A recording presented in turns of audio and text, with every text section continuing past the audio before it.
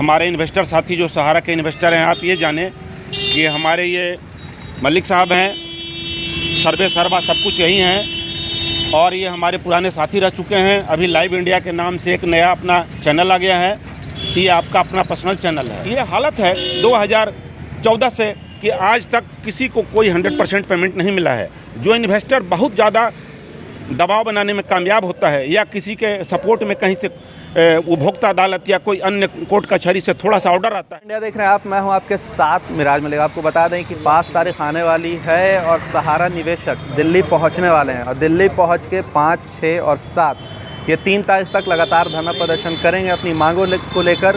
ऐसा कहा जाता है कि लोगों की आवाज़, गरीबों की आवाज़ नहीं उठती है, मगर अब बता दें कि लोकसभा में भी आवाज़ अब उठना स्टार्ट हो गया है सहारा इंडिया के मुद्दों को लेकर। हमारे साथ सहारा इंडिया के निवेशक हैं, उनसे जानते हैं, बात करते हैं।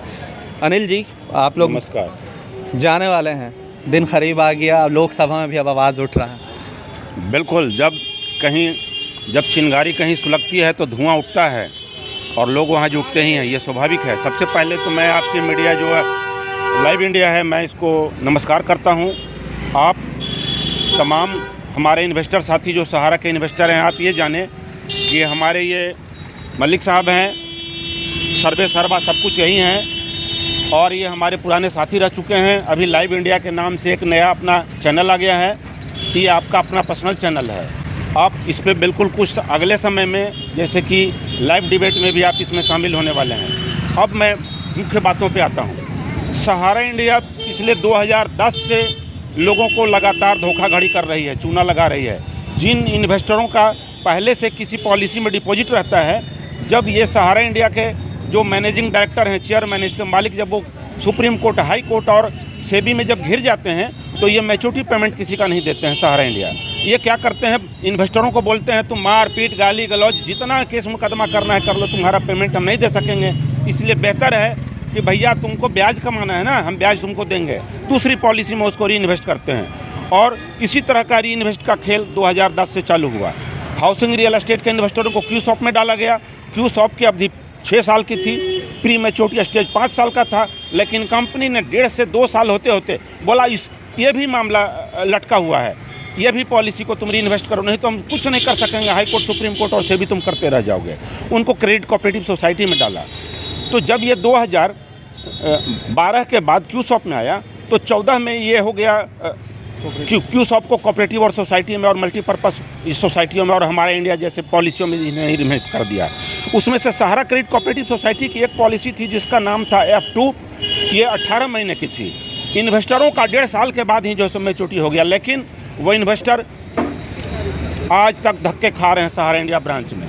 अब ये हालत है 2014 से कि आज तक किसी को कोई 100% पेमेंट नहीं मिला है। जो इन्वेस्टर बहुत ज़्यादा दबाव बनाने में कामयाब होता है या किसी के सपोर्ट में कहीं से उपभोक्ता अदालत या कोई अन्य कोर्ट कचहरी से थोड़ा सा ऑर्डर आता है, तो उस ऑर्डर आ जाता है तो उसको सिर्फ थोड़ा सा पेमेंट देता है और कहता है ऐसा करो, अभी हमने पेमेंट की शुरुआत कर दी है, तुम्हारा लंबा है, 1/4 लो और बाकी हम तुमको निकट भविष्य में बहुत जल्दी देंगे और तुम केस उठा लो। और इन्वेस्टर पेमेंट के लालच में कहता है हमारा तो डिग्री हो ही गया, कंपनी दे ही रही है, ये पेमेंट ले भी नहीं पाता 100%, यानी कि कंपनी देती नहीं है और ये अपने केस को भी बहुत से पार्टी उठा रहे हैं। ऐसे इन्वेस्टरों कृपया जागो, ग्राहक जागो। भैया रेलवे में लिखा हुआ है फाटक पे, सावधानी हटी दुर्घटना घटी, इस टाइप का कोई काम ऐसा नहीं करेंगे। सहारा इंडिया एक काम और कर रही है, जैसे कि क्रेडिट कोऑपरेटिव और सोसाइटी वालों का सपोज दैट की 10 पॉलिसी है और जब कहीं कोर्ट में डिग्री हो रहा है तो वो क्या करता है, जैसे कि सेंट्रल स्टार का पिछले 1.5-2 साल पहले का जिन्होंने एप्लीकेशन दिया था उनको पेमेंट मिलना जब चालू हुआ, तो क्या किया इसने, लोगों से शपथ पत्र एक अंडरटेकिंग लेना शुरू किया कि अब लिखो कि तुम मतलब इन्वेस्टर ये लिखो कि अब इस सोसाइटी में तुम्हारा और कोई पॉलिसी का मैच्योरिटी पेमेंट बाकी नहीं रहा। यानी कि ये बहुत बड़ा एक धोखा है, 420 है।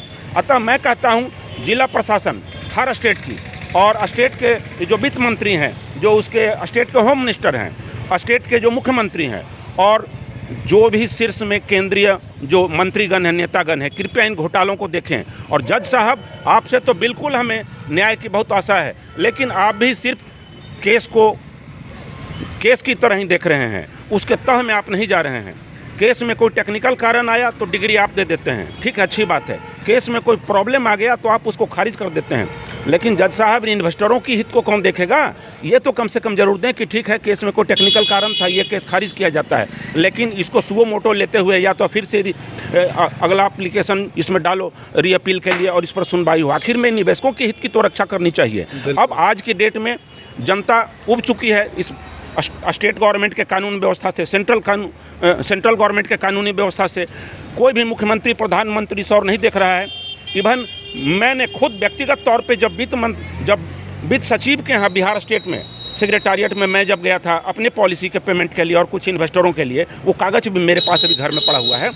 तो जब वित्त सचिव ने आदेश दिया डीएम को, डीएम ने आदेश दिया आर्थिक अपराध इकाई को, और आर्थिक अपराध इकाई के इंस्पेक्टर बोलते हैं भैया तुम्हारे जैसा है साहब, बहुत ऑर्डर पड़ा हुआ है यार 2 साल 3 साल से, तो हम क्या करें? सोच लीजिए कि जो पुलिस प्रशासन हेलमेट चेकिंग के नाम पे किसी को जूते मारती है, डंडे मारती है और उसके फाइन लेती है, ठीक है, अगर जब पुलिस जब इस कानून का पालन करवाती है इतनी सख्ती से, तो फिर जब उसके हाथों में जब एफआईआर है 420 का, तो ऐसी कंपनियों के मैनेजिंग डायरेक्टर, चेयरमैन जो भी उस केस में नॉमिनेटेड रहते हैं उनको क्यों नहीं अरेस्ट करती है? इसका मतलब हमारे देश में कानून शिथिल है और कानून बिका हुआ है। कहीं ना कहीं ये कानून पर से लोगों का भरोसा उठ रहा है और उठ चुका है और उठता जा रहा है। इसलिए अभी आगामी इस महीने में 5, 6, 7 तारीख को जंतर मंतर पर पूरी भारत की जनता लाखों लाख के रूप में इकट्ठा होने वाली है और भयानक प्रदर्शन होगा, जिससे स्टेट गवर्नमेंट और सेंट्रल गवर्नमेंट को और यहाँ की न्यायालय और यहाँ के भारत की तमाम प्रशासनिक इकाइयों को जनता समझाने की कोशिश पूरी करेगी कि तुम नहीं जगे तो अगले इलेक्शन में हम जब जगेंगे तो तुम्हें सत्ता से उखाड़ फेंकेंगे, सरकार गिरा देंगे। बिल्कुल, सरकार गिर जाएगी। कभी सोचा था कि लोकसभा में भी अब आवाज़ उठने लगेगा?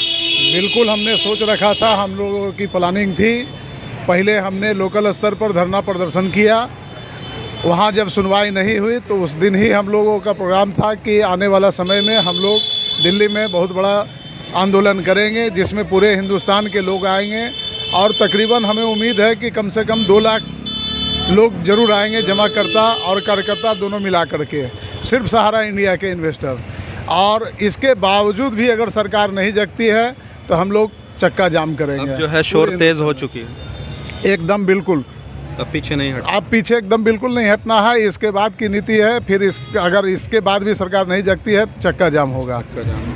देखिए हमारे साथ सहारा इंडिया के निवेशक थे, इनका साफ तौर पे कहना है कि अगर अभी भी सरकार नहीं झुकेगी तो चक्का जाम करेंगे। आपको बता दें कि 5, 6, 7 लगातार जंतर मंतर पे आंदोलन होगा। इसी तरह की तमाम बड़ी खबरों के साथ आप हमारे साथ जुड़े रहें। तब तक के लिए आपका बहुत बहुत धन्यवाद।